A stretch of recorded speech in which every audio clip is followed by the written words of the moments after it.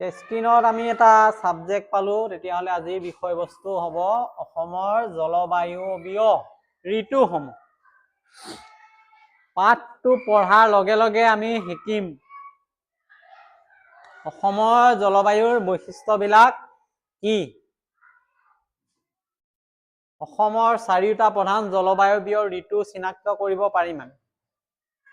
প্ৰতিটো ঋতুৰ উষ্ণতা, বৃষ্টিপাত আৰু প্ৰভাৱ ব্যাখ্যা কৰিব ইয়াৰ যোগেদি আমি পাৰিম।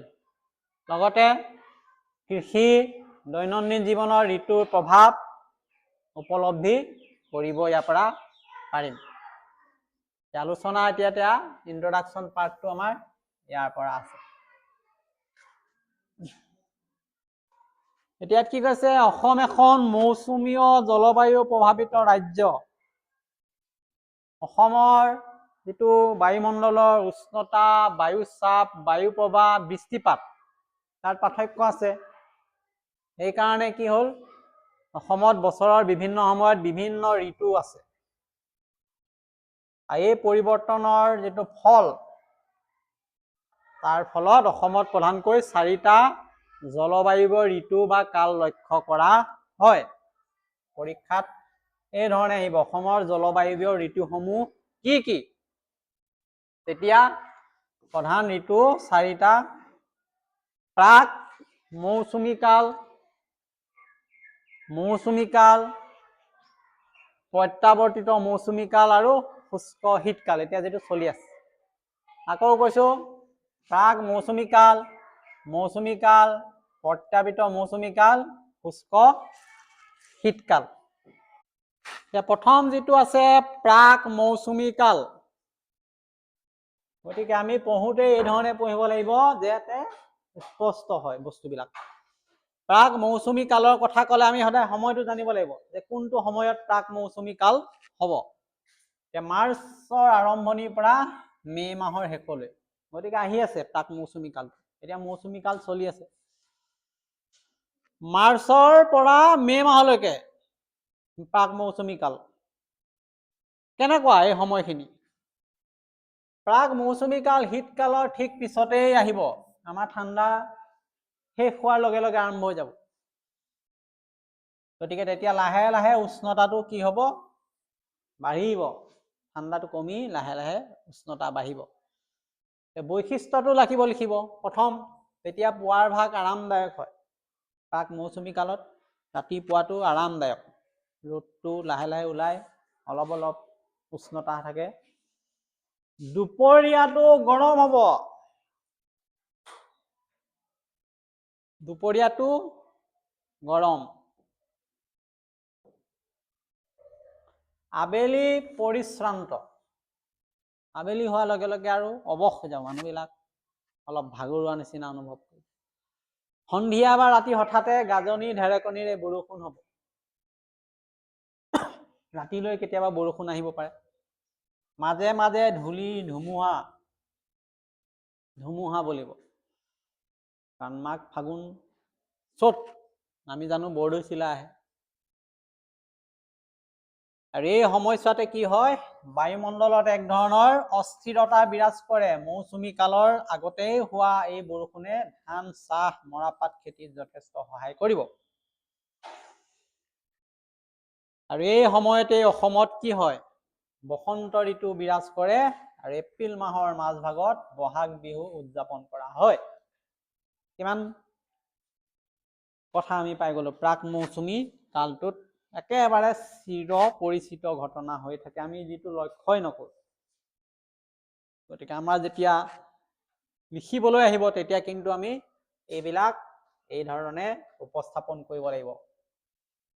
আকৌ কৈ দিছো, প্ৰাক মৌচুমী কাল শীতকালৰ ঠিক পিছতেই আহিব। এই সময়ছোৱাত লাহে লাহে উষ্ণতা বাঢ়ি যায়, পুৱাৰ ভাগ আৰামদায়ক হয়, দুপৰীয়া গৰম হ'ব, আবেলিটো পৰিশ্ৰান্ত, সন্ধিয়া বা ৰাতি হঠাতে বৰষুণ আহিব পাৰে। লগতে বায়ুমণ্ডলত এক ধৰণৰ অস্থিৰতাই বিৰাজ কৰে। আৰু বৰষুণ যেতিয়া হয় মৌচুমী কাল অহাৰ আগত, জৰুৰী এই বৰষুণটো কিহৰ কাৰণে? আমাৰ অসমত কৃষি কাৰ্য আৰম্ভণিৰ কাৰণে, ধান, মৰাপাট, চাহ খেতিৰ কাৰণে। আৰু এইটো সময়ে উপযুক্ত সময় বসন্ত ঋতু অসমত, আৰু তেতিয়া আমাৰ বসন্ত উৎসৱ প্ৰধান বিহু বহাগ বিহু উদযাপন কৰা হয়। এইটো আছিলে প্ৰাক মৌচুমী কালৰ সংক্ষিপ্ত ধাৰণা।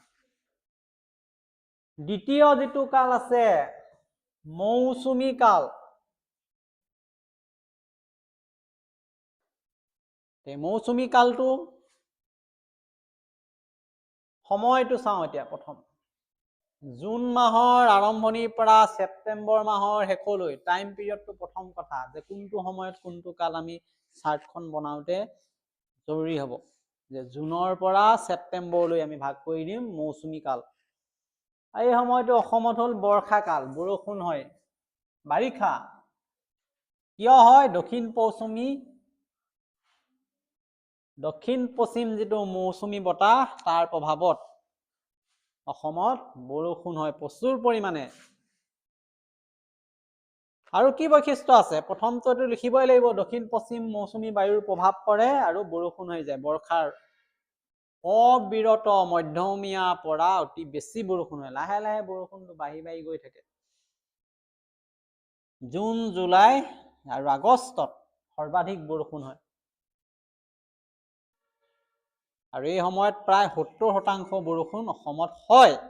আৰু সেই সময়তে অসমৰ প্ৰধান খেতি শালি ধানৰ খেতি ৰোপণ কৰা হয়। আমি পথাৰত পানী লাহে লাহে কৃষি কাৰ্য আৰম্ভ কৰা দেখা পাওঁ, গাঁৱে ভূঞে নগৰত আশে পাশে খেতি বাতি আৰম্ভ কৰি দিয়ে তেতিয়াহ'লে মৌচুমী কালতে। এইটো অতি জৰুৰী তথ্য।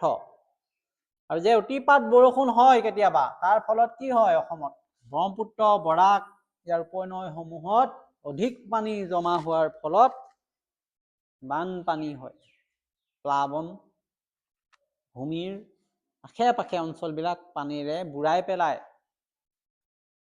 গতিকে এইটো হ'ল মৌচুমী কালৰ সংক্ষিপ্ত বিৱৰণী। এই তথ্যখিনি অতি জৰুৰী। আকৌ এবাৰ সেইকাৰণে আমি সময় থাকোঁতে এবাৰ আকৌ ৰিভিজন কৰি দিছোঁ। মৌচুমী কালটো জুন মাহৰ পৰা ছেপ্টেম্বৰৰ শেষলৈকে থাকিব অসমত, যাক আমি বৰ্ষা কাল বুলি কওঁ, বাৰিষা কাল। ইয়াৰ মূল কাৰণটো হৈছে দক্ষিণ পশ্চিম মৌচুমী বতাহৰ প্ৰকোপ ৰাজ্যখনত পৰে। প্ৰথমে সেইকাৰণে ইয়াৰ বৈশিষ্ট্য হিচাপে দক্ষিণ পশ্চিম মৌচুমী বায়ুৰ কথা লিখিছোঁ। লাহে লাহে বৰষুণ শেষলৈ বাঢ়ি যায় বুলি কৈছোঁ। লগতে জুন, জুলাই, আগষ্টত সৰ্বাধিক বৰষুণ হয়। এই সময়ত প্ৰায় 70% গোটেই বছৰটো বৰষুণ এই সময়তে হয়, বাৰিষা কালত। আৰু তাতেই বৰষুণৰ পানীৰ সুবিধা লৈ অসমত কি কাৰ্য সংগঠিত হয়? খেতি বাতি, শালি ধানৰ খেতি। এতিয়া সামৰিলে আমাৰ শালি ধানৰ খেতিটো, কিন্তু এই সময়তেই হোৱা আমি গম পাওঁ। আৰু লগতে আৰু এটা সমস্যাও হয় যে ইয়াত অতিপাত বৰষুণ হ'লে ব্ৰহ্মপুত্ৰ, বৰাক নদীৰ উপনদীবিলাক ভুল পানীৰে ভৰি যায় আৰু বানপানীৰ সৃষ্টি কৰে। এইটো ঠিক আছে সকলোকে? দুটা আমি ঋতু পঢ়িলোঁ, মৌচুমী আৰু প্ৰাক মৌচুমী। গতিকে মৌচুমীৰ আগত প্ৰাক আহিলে, তাৰপিছত মৌচুমী। এতিয়া আহিব প্ৰত্যাৱৰ্তিত মৌচুমী কাল। মৌচুমী কাল গুচি যাবগৈ, তেতিয়া কি হ'ব? এই শব্দটো অতি জৰুৰী, প্ৰত্যাৱৰ্তিত মৌচুমী কাল। অক্টোবৰ আৰু নৱেম্বৰৰ টাইমটো, অক্টোবৰ পৰা নৱেম্বৰ।